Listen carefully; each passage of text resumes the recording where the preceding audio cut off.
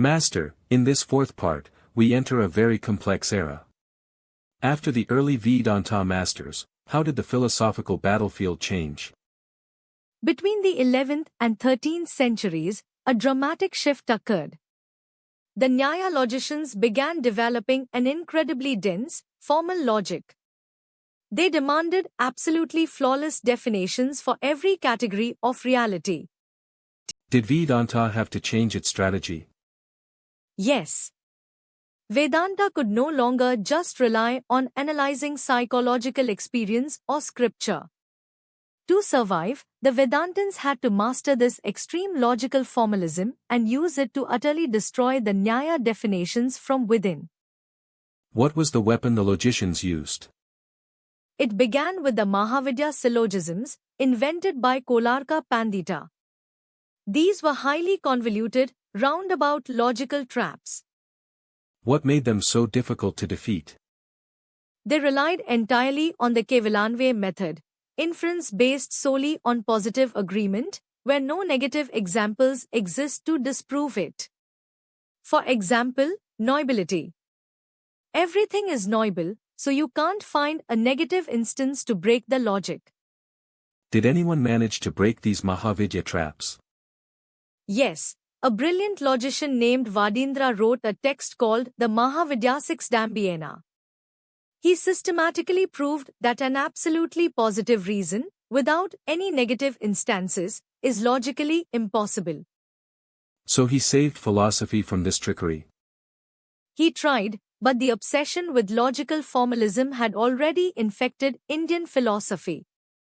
This obsession set the stage for the greatest dialectician of the Vedanta school to arrive and turn logic into a weapon of mass destruction. Who was this great Vedantic dialectician? His name was Sriharsha, flourishing around 1150 AD. He wrote a legendary text called the Khandana Khandakadya, which translates to the Sweets of Refutation. What was his main goal in this text? His goal was purely destructive. He systematically attacked every single definition of reality proposed by the Nyaya logicians. He wanted to prove that all categories of human thought are anirvisienia, absolutely indefinable, and therefore, an illusion. If he destroys all definitions, how does he prove his own Vedanta philosophy? That is the genius of his method. Sriharsha offers no logical thesis of his own. He steps into the arena, accepts the Nyaya rules of logic temporarily, and uses those very rules to prove the Nyaya definitions are circular and absurd. But isn't it unfair to destroy without building? He argues that once all phenomenal definitions crumble into contradictions, the objective world is proven to be false. The only thing left standing, which requires no proof because it is self-evident, is the pure, self-luminous consciousness, Brahman. How did Sriharsha attack the concept of right knowledge or Pramasai? Nyaya defined Prama as the direct apprehension of a thing's real nature. Sriharsha replied, "What if a man makes a blind, lucky guess about a hidden coin? He apprehends the truth, but it isn't valid knowledge." What if Nyaya defines it as the idea corresponding to the object? Sriharsha destroys this too. An idea of a white, hard marble is itself neither white nor hard. Therefore, an idea can never truly correspond to a physical object. The definition fails. Did he also attack the concept of cause and effect? Relentlessly. Nyaya defined a cause as the invariable, unconditional antecedent to an effect. Sriharsha mocked this using the washerman's ass analogy. The washerman's ass? Yes. Every time a washerman lights a fire to boil clothes, his ass is standing nearby. The ass is an invariable antecedent to the fire. Is the ass the cause of the fire? If you add unconditional to the definition, you must first perfectly define what a condition is, leading to an infinite regress. How did Sriharsha deal with difference or beta? Mandana Mishare also attacked this, right? Yes, Sriharsha expanded on it. He asked, is the difference from a cloth the very essence of the jug? If so, the cloth is part of the jug's essence, which means they are identical, not different. And if difference is just a quality of the jug, then you need a relation to attach that quality to the jug, and another relation to attach that relation, ad infinitum. Difference is logically impossible to define. did he destroy the physical categories like substance and quality as well? Completely. Nyaya defines a substance as the support of qualities, and a quality as something that possesses no further qualities. Sriharsha points out a simple flaw.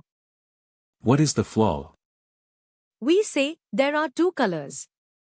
Color is a quality, yet it possesses the quality of number. Since qualities have qualities, they act like substances. The rigid boundary between substance and quality is a semantic illusion. It sounds like Sriharsha won the war for Vedanta. What was the aftermath? He successfully validated the Vedantic claim that the world is Maya, because it cannot be rationally defined.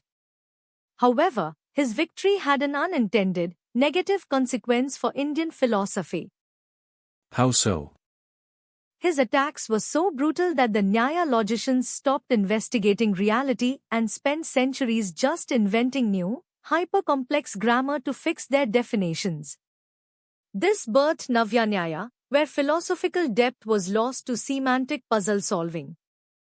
Did any Vedantin try to define their own concepts positively, or was it all just destructive like Sriharsha? Chitsukha, writing around 1220 AD, did both. In his Tattva Pradipayika, he used dialectics to crush Nyaya, but he also provided strict, formal definitions for core Vedantic concepts like self-revelation and ignorance. How did Chitsukha define Svapyarikasha, the self-revelation of consciousness? He defined it as that which is immediate and self-evident, yet is never an object of cognition. If you needed a second thought to know you had a first thought, you would fall into infinite regress. So consciousness is like a lamp. Exactly. A lamp doesn't need a flashlight to be seen. It illuminates the room and itself simultaneously. Consciousness flashes, revealing the object and the knower in one indivisible reality. How did Chitsukha defend the idea that ajnana is a positive substance? He pointed out that when you say, I do not know what you mean, you are having a positive experience of an indefinite block. It isn't just an empty void in your mind, it is a tangible, felt ignorance. And this positive ignorance hides Brahman. Yes. It is a beginningless entity that veils the truth. And because it is an entity, it can only be actively destroyed by the blazing rise of true, uncontradicted knowledge. Did Chitsukha also attack the physical world like Sriharsha did? Yes, he took aim at time and space. Nyaya claimed Kala and Dik were infinite, independent substances. Chitsukha argued that time cannot be seen or touched. Concepts like before and after are merely mental associations. So time is just in our heads. Precisely. Time and space are generated by a sense of relativity, or apekshabuddhi, operating within the mind. They have no independent, objective reality outside of Maya. Master, the methods of Sriharsha seem almost identical to the Buddhist Nagarjuna. Are they the same?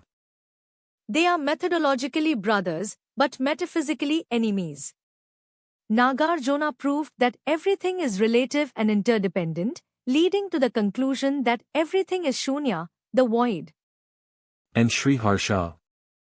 Sriharsha proved that everything is indefinable, leading to the conclusion that the world is Maya. But he did this specifically to clear away the illusion, revealing the eternal, self-luminous Brahman underneath. How did Nagarjuna destroy the concept of causation? He used a brilliant fourfold negation. A thing cannot be produced from itself, because it already exists. It cannot be produced from something other than itself, because then darkness could produce light. What about a combination? It cannot be produced by both, as that carries both errors. And it cannot be produced from nothing, which is absurd. Therefore, Nagarjuna concludes, nothing is ever truly produced. All creation is a phantom. If Nagarjuna destroys everything, what was his own positive philosophy? That is the trick. He explicitly stated he had no thesis of his own. If you hold no position, you cannot be attacked. You merely act as a mirror, reflecting the self-contradictions of your opponent's logic.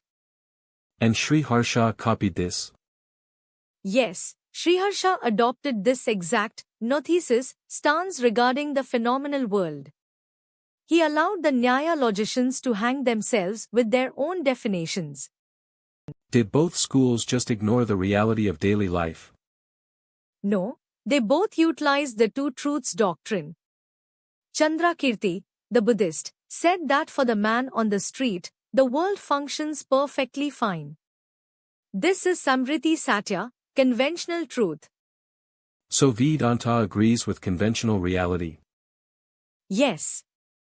Vedanta says the world is practically real until you attain enlightenment. But from the Paramarthika, the transcendental view, the Buddhists see an essenceless void, while Vedanta sees the radiant, eternal Brahman. It seems Vedanta synthesized the best of all worlds to defend itself. It did. It absorbed the razor-sharp dialectics of Buddhism and turned them into a shield to protect the ancient wisdom of the Upanishads from the aggressive realism of the Nyaya logicians. What happens next? Having neutralized the Nyaya, the stage was set for a new war. In the coming centuries, Vedanta would have to face the rise of the great Vaishnava dualists like Ramanuja and Madhva, utilizing these very same dialectical weapons.